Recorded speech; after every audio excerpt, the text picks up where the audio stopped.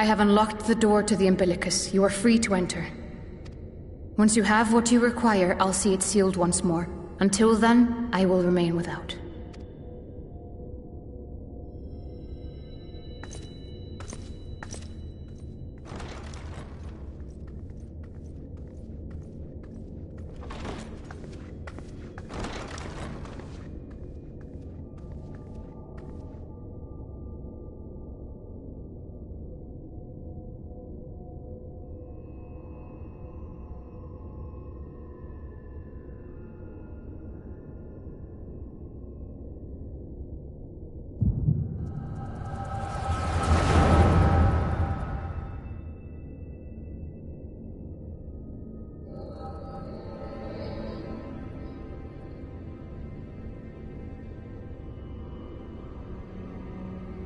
A moment to collect my thoughts, I prithee.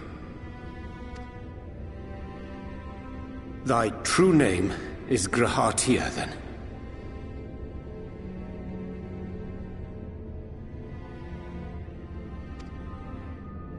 By thy claims, thou too art a native of the Source, though from an age beyond our own, when the 8th umbral calamity hath visited devastation upon our star. Thou hast, by subtle means, reached across the boundaries of time and space to unsow the seeds of catastrophe, ere its creeping vines drag our champion unto an early grave.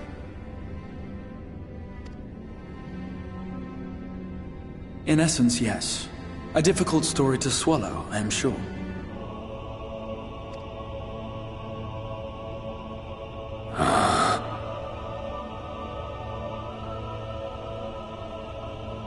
I doubt not the veracity of thy words, not the account of thy coming, nor that of the fated calamity. Yet my mind straineth still to apprehend the enormity of this tale. Wouldst thou favor me with a gradual unfolding of its chapters? Certainly. But where to begin? I should start with those great minds who survived the calamity. Sid Garland being perhaps the greatest. In hopes of staying the unending tides of war, he and his fellows pursued all manner of possible solutions. One of these was rooted in a theory which unified several fundamental principles discovered over the course of the Warrior of Light's adventures. It proposed a method by which one could enter the river of time, traverse the rift, and leap between worlds. Perfecting that idea, however, was a work which consumed their lifetimes, and thus was it left to future generations to decide whether theory would be put into practice.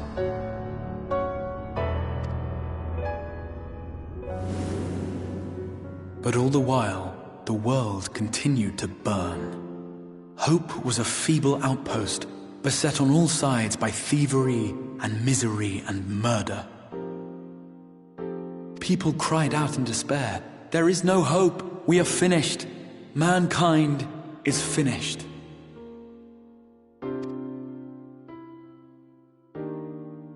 Then others raised their voices in answer. Though we be beyond salvation, those who came before may yet be saved. We will forge a crossroads and pave the way for a different future. By the wisdom of our forebears, we will prevent this calamity from ever having come to pass.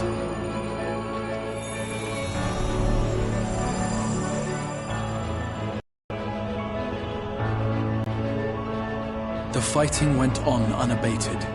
But some few took up Sid's research and labored to realize those impossible ideas.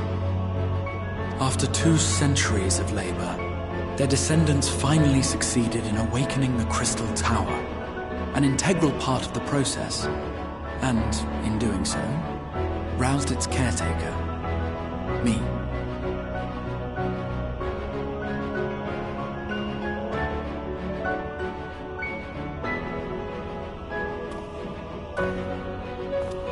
By this stage, scholars had largely established the phenomena underpinning the rejoining, and identified the first as the shard which precipitated the 8th umbral calamity. This grand structure was already capable of storing the energies required to attempt the translocation. All that remained was to augment some few of its functions based upon the theoretical models of Sid and his compeers. And by means of such technologies didst thou effect thine arrival in the first, to an age before this star had joined with the Source.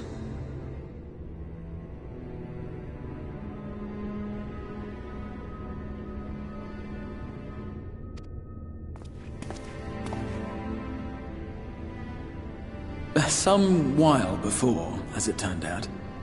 'Tis all but impossible to predict how time will flow between one world and the next, and we missed our mark by almost an entire century. But this only worked in our favor. The Sin Eaters could not be defeated without the blessing of light, and summoning the only woman who might stand a chance against them would require decades of preparation.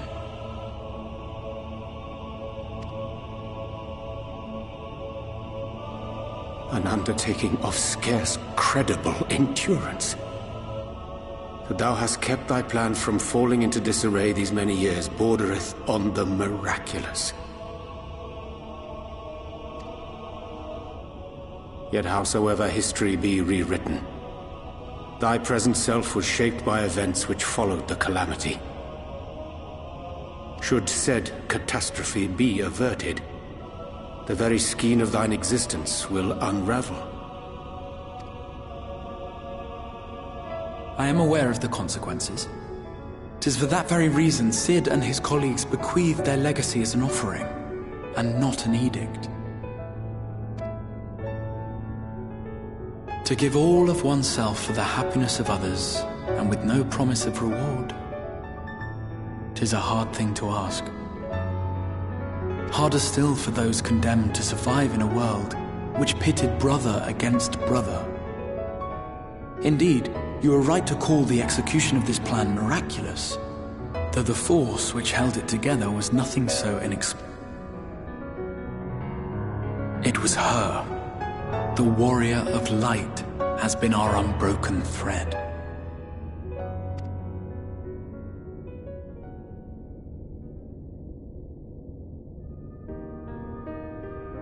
Where others would stumble and fall, she would rise above. Where others would break and run, she would carry on. The warrior of light's tale is one of unyielding bravery. To tell it was to feel courage. To hear it was to feel hope. It was a breath of inspiration in an age of suffocating shadow. In the histories of a fallen nation was our hero hailed as its greatest ally.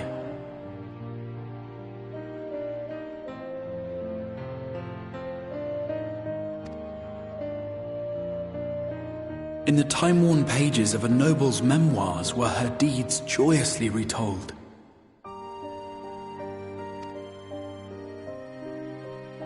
For many, these stories were the flame which warmed them through the coldest of nights.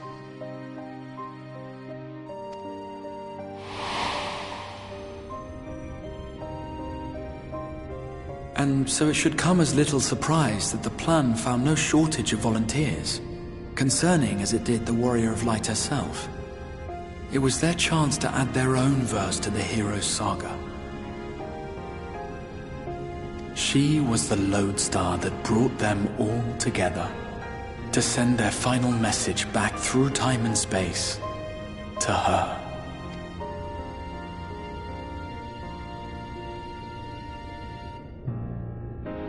The light of your legacy was our torch in the darkness. Burn bright again and live.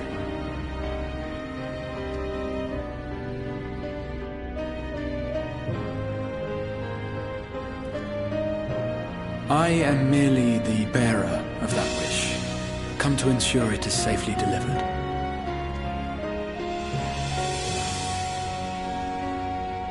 Wherefore sharest thou this burden with me and no other?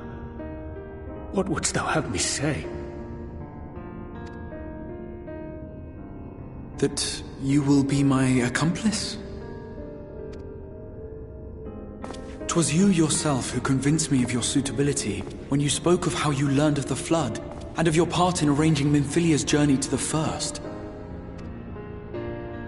Your actions showed uncommon resolve. 'Twas clear you were committed to the cause of saving this world. I knew I could trust you to choose the right path forward, even if that choice came with a heavy price. What price?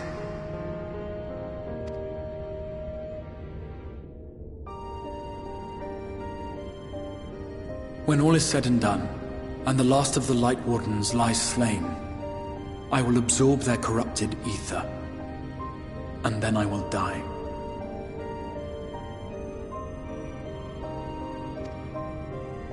Knowing what I know of your companions, not to mention your champion, they will try to stop me, but in saving one, they would save none.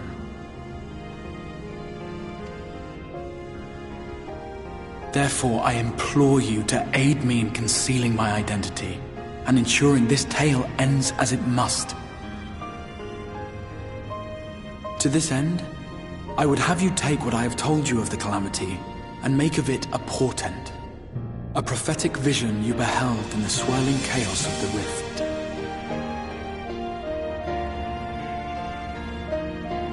Is this truly thy wish?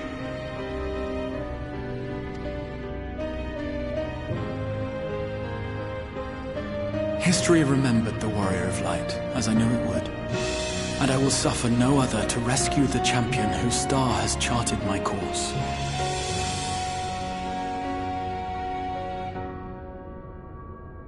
I will see this tale to a happy end, my friend.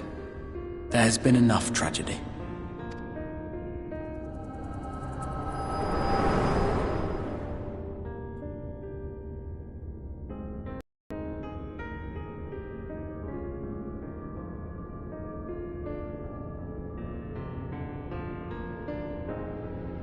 Careful now. If you lose control again, the Light could claim you for good. Although it's probably only a matter of time before you succumb to the change in any case.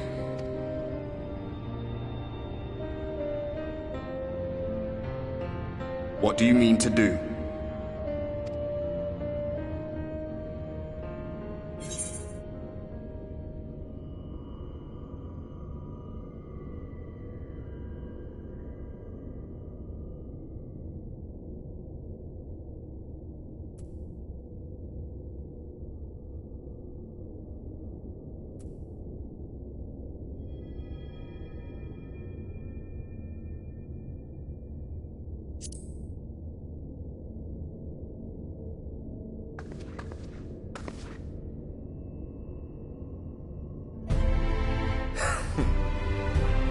We should be on our way. Diassian mentioned the Tempest, did he not? That's the stormy seas around Calusia to you. His lair must be down there somewhere, hidden beneath the waves.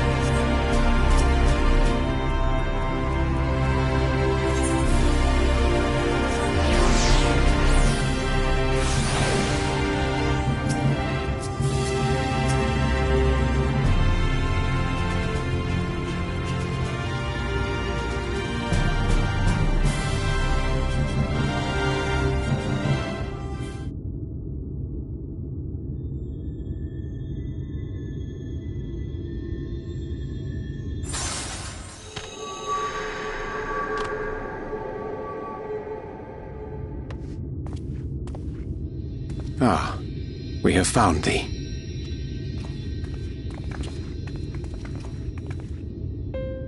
Word reached us of thy recovery, and thus did we gather with all haste. Ah. By thy looks I gather thou hast gleaned that which I came to tell thee. Urianger has shared everything with us. The Exarch's true identity and purpose.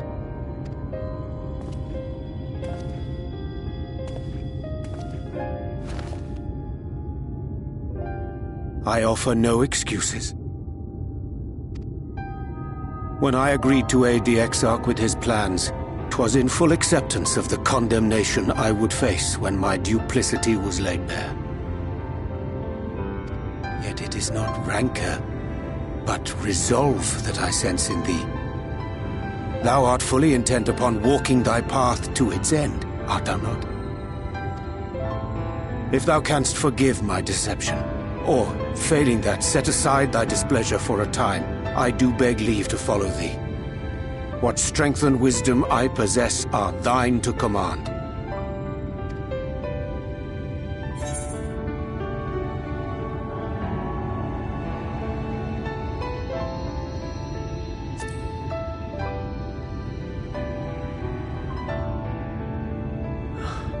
I thank thee. Doubt not but that I will do all in my power to repay thy kindness and fulfill the Exarch's wishes.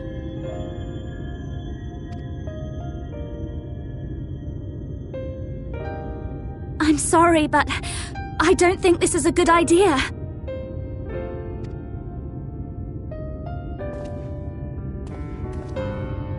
Leaving the Crystarium, I mean, with or without Urianger. What I did for you won't last forever. There's no telling when the light will break free again.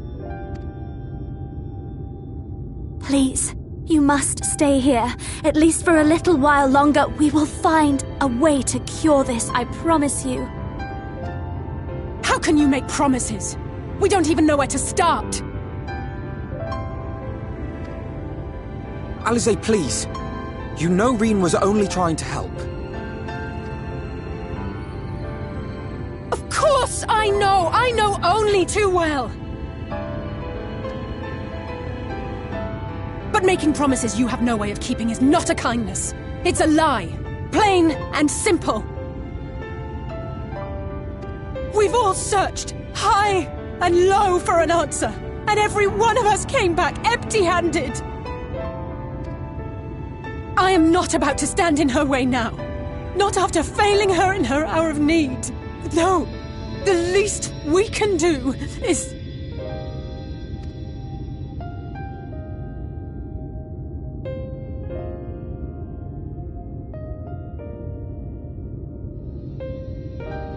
We will go with you as well. There is naught to be gained by standing still. Indeed, we have exhausted every other avenue. Lead, and we shall follow. If there is any hope to be found, then we will surely find it at your side. Are we all in agreement, then?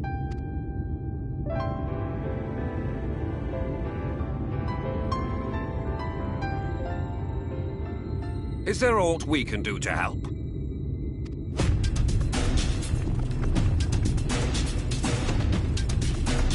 Though we may not know the whole story, we do know you're in for a fight. And while the Exarch's away, it falls to the rest of us to see the Warrior of Darkness is given a proper send-off. You told them! No! Well, not in so many words.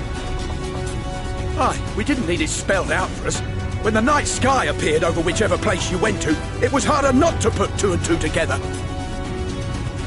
From the moment I heard that you and the Exarch shared the homeland, I had my suspicions. Long had he been waiting for a certain someone to arrive, and I knew at once that it must be you. Exactly. When he went up to meet you, 'twas clear it was no ordinary visitor. That spring in his step spoke volumes. I could feel his excitement. E2! That's right! Yeah, yeah.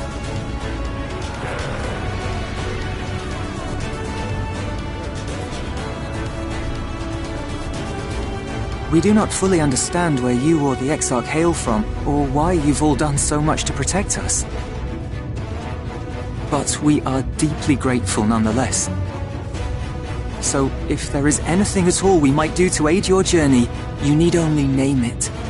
What would you have of us?